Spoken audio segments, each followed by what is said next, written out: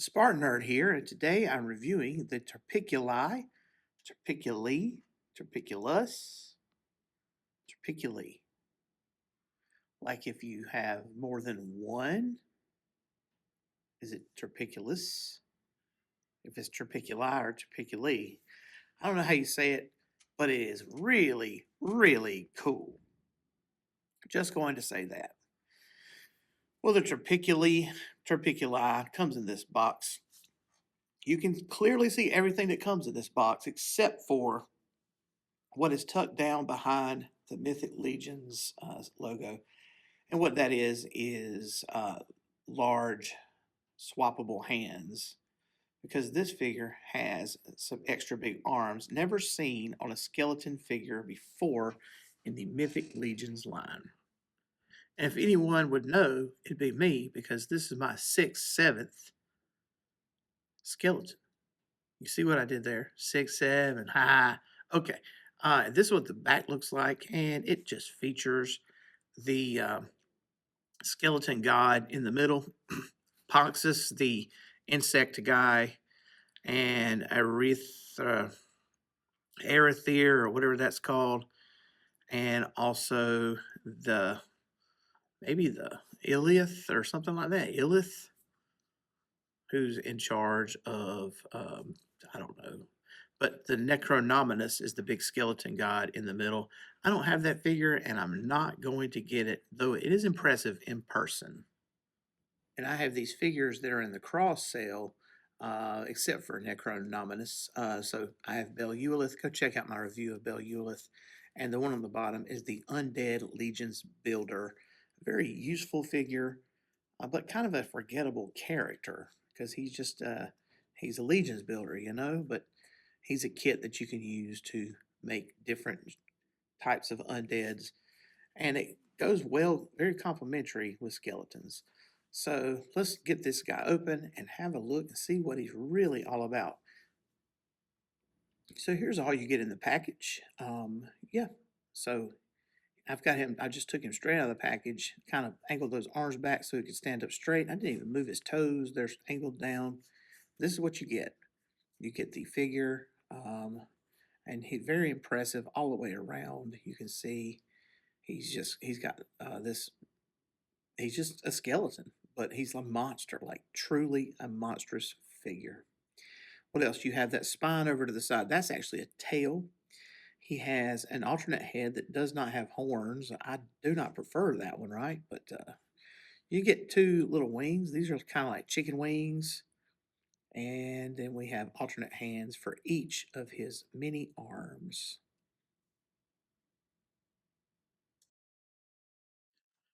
The Terpiculi.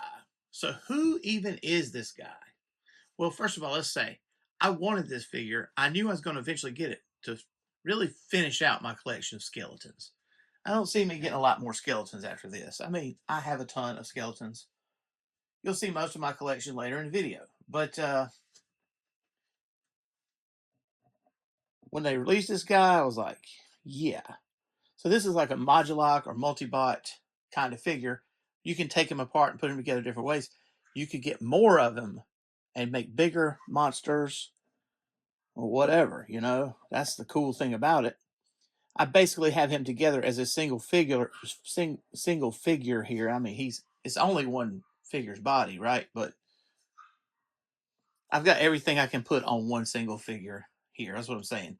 There's an alternate head, of course, that don't have horns, but I prefer the one with horns. So there we go. Of course I do. And there's alternate hands, alternate large hands for the large bones. He's got these two oversized arms. Then alternate hands for his regular size arms. Now he seems to be mostly the kind of skeleton that Maxilius is, in that you can see his guts on the inside and that kind of stuff, but he doesn't have the same pelvic bones. As you can see, he has I guess it would be called a 1.0 waist area, right? Who even is this? All right, so my figure of the year was Belulith, 2025 figure of the year. And she is the undead boss, and she evidently, in the Four Horsemen story, leads an army of these guys into battle. So there we go. That's who it is. This cleaver weapon, pretty cool. I had it in the big hand, but it fell on the floor a second. Now this other sword. So we have this like a Viking sword that has this like angle to it, but it has this bone handle. I think we've had both designs. I know we've had the angled thing, but I think we also had that same handle one other time. So, like I say, he has these two big arms. So these wings, he's got these wings that come off. They pop right in, and as you might suspect, they are too loose. Really, I mean, they don't go in real strong. I have the big wings. I'll show them later. Also, they were separate, but obviously they're designed to go with this figure. So, I mean, this could be a default way that you had him, you know, a way you can do it. You could also, obviously, remove his arms and swap these up there to give you this gorilla look. Notice his head has an articulated jaw. I very much approve of that. Just comes apart like that. And this is a neck piece. My neck piece for Maxilius broke, but this is a thicker neck piece, but still, I don't want to have any problems with that. So this is a big arm. It's kind of bendy. I mean, like, it could probably take a little bit of abuse, but I probably should be using a hair dryer. As much bad luck as I've had with stuff with these skeletons over the past year. So let me just quickly get a different head. So there's Demaistro's head. And now you have a Demaistros figure that has a tail. You kind of know what Demaistros might look like underneath that armor. I mean, the only clothes on this are the wrist bracers and the like loincloth. So you basically have a bear skeleton with this loincloth piece is necessary to hide what would look like a diaper. Look like a diaper underneath there. On Mythic Legions, this front piece is my least favorite piece. It comes off more randomly than any other pieces on any of the figures. And it's unfortunate because, it's supposed to hide down and come down and hide stuff, So you take off the main arms and put the big arms on there, put the hornless head, remove the tail. There you go. You got you a gorilla. Now, something I noticed when I was putting together the gorilla that don't guess I had noticed before. This is a shorter thigh piece than the regular skeletons would have. So here's another skeleton guy. This is the normal Mythic Legions skeleton. You can see that piece is a little bit shorter, which gives you that option of making him into a gorilla that looks like a gorilla. So yeah, you can also have flying monkeys now, right? Let's make that happen. So this is a separate set, the big wings, and I have had these on my Masterverse Scale Con. I modded it so that it could wear them. So we're going to peg it right there in the back. Ooh, arm came off. So you can see that this stuff does go in, but it's not real stiff. Now these wings are real stiff on there. I mean, way stiffer than my modded Scale Con, I'll say. But this is a real monster right here. A true demon, really.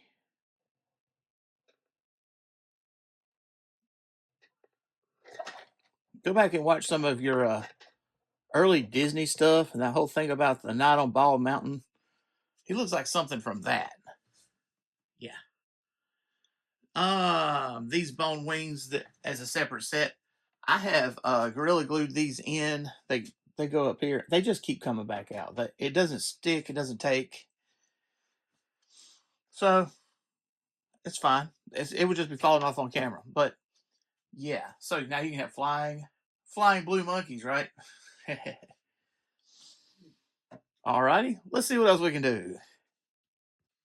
And with Maxilius's main head put on there and swapping around the parts of the Terpiculi, you really have a real monster. Like in Magic the Gathering, something like this would be called a nightmare. Here's another similar picture, but I've got the big arms on there and Maxilius's blood wings halo thing. If you like monsters, this is the figure for you. I don't see a Monsters fan not picking this guy up. Here I have the Terpiculi attacking Battle Armor He-Man with the Masterverse Skeletor and Panther waiting, the new Eternia. And the thing about, I've got a few things to say about Masterverse. You should go and check my other video because what's going down, I'm a little worried about that. Being on pause, etc. Does He-Man win this battle with the Terpiculi? Seems like he always comes up with a way. So, and just so you can see how impressive the Terpiculi is when you put the flat stand on and you add the wings. I don't know why Hordak's attacking, maybe to steal the dumb power sword that Scareglow has. But he don't stand a chance against these guys, does he? All right, so now it's time for me to talk about why I think the Terpiculi is my best skeleton. All right, so I have several. Here are 4 examples. All right, so of course we've been talking about Maxilius, who did manage to change his head without breaking his neck, got his proper head on there, and he's fully clothed now except for his clothes. Ha ha ha ha ha.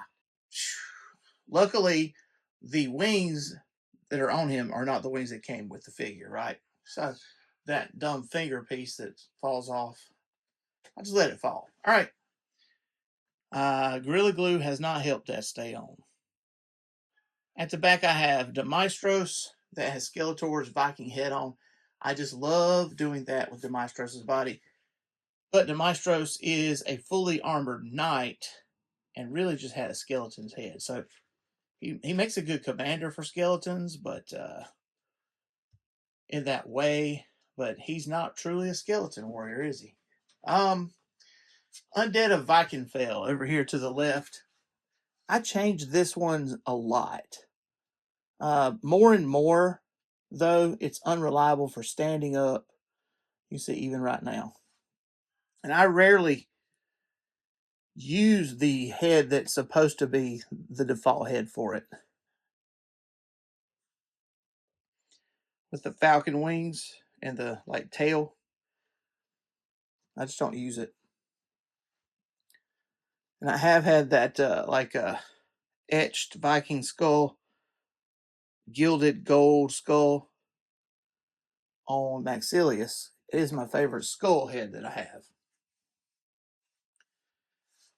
Since I have them represented here, this is a skeleton Legion builder. I don't know where it is. The color of bone on this is more brown. And I just, in general, don't like this figure. I don't like that you can't take his helmet off. It's just, it was my first one, though. It's what kind of got me going. I got Demaestros, and I got Skeleton Legion Builder. Those were my first Mythic Legions, and I realized how deep and awesome and available they really were. Because for a while, thought it was something you couldn't get. What about this one? This one goes with Beast Warrior, Warrior Beast, Headhunter. That's it. And he's really a barbarian body that is painted sort of like Scareglow. I know I said it was a knockoff Scareglow. That's the way a lot of people view it. There's a lot of debate about that. Okay. He's in my office guarding my BC powder right now. So, and then I have this one is the Black Falcon. He's also in my office. So, I mean, he's holding a 3D printed guitar that a student printed for me for a present. So that's nice. That was nice of them. So I guess why do I think the Terpiculi is the best? I mean, you can do the most with it. Now, rating this thing, paint, sculpt, it matches the other stuff. Most of the other skeleton stuff, it matches it. But on articulation, now I thought I would have to use the hair dryer a lot, but I do not. I haven't had to. On the other hand, seems like it's ready to come apart. Them legs come loose real easy the more I mess with it. So it's not at the level of a stupid problem yet because it hasn't caused me to drop it or to fall over or anything like that. So I'm not calling it a stupid problem. If it's got close to one, that's what it is. All right. Just all the things you can do with this. I said this would probably be my final skeleton. I have a lot of skeletons. I don't see getting them over like Halloween or something. They released different colored Maxilius's skeleton in different colors, and it sort of looks like the Grateful Dead. I thought about ordering those, but I did not. I didn't order the glow in the dark ones or the graveyard skeletons. They put out. I didn't order any of those because I like these even more fantasy ones, but I think I have enough of them. I really do. So the skeleton to end all skeletons, maybe the Terpiculi. Now, hey, maybe they'll come up with an awesome skeleton I gotta get. The Terpiculi was that. I mean, I had to get Maxilius, who's a Grim Reaper and everything like that, but I also had to get the Terpiculi, and so now I have it, and I just kind of feel like that's the end of collecting skeletons for me. I think I have the gold skeleton on order, but it hasn't shipped yet. So actually, that may be my final skeleton, but I already own it. It just hadn't shipped to me, right? So I'll review that when it comes, but that one comes with wings also, I believe. Um, what do I wish I could do with it that I can't? Okay, so I took Maxilius apart to check the joint to see if the skeleton, chimera skeleton, uh, like the neck joints would fit under there so I could double body like you would do with Modulock or Multibot. It doesn't work. You can't do it. So that's what I wish you could do. There was a piece that you could combine the two torsos onto one set of legs or something like that. That'd be really awesome. I love the big arms. I love the spindly fingers. I love the creepiness of it. Like this thing is easily one of the creepiest figures that I have. I have a lot of creepy figures.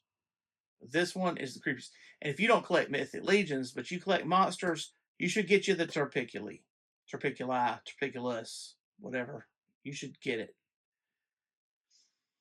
So I'm guessing I'm saying 5 out of 5. Paint, sculpt, articulation, and his accessories. It's kind of like he is accessories. If he has 3 weapons, alternate hands, alternate heads, and optional wings, yeah. And then my feels point, I feel like he adds so much to the value of a collection of skeletons. He's getting that. So 5 out of 5 solid. All right. I have a new review coming up of Masterverse Whiplash. I have some comments coming up about the state of collecting in 2026 for adult collectors, at least as far as the SpartanNerd is concerned. But hey, go like, subscribe, comment, go read the blog, and hey, thanks for watching.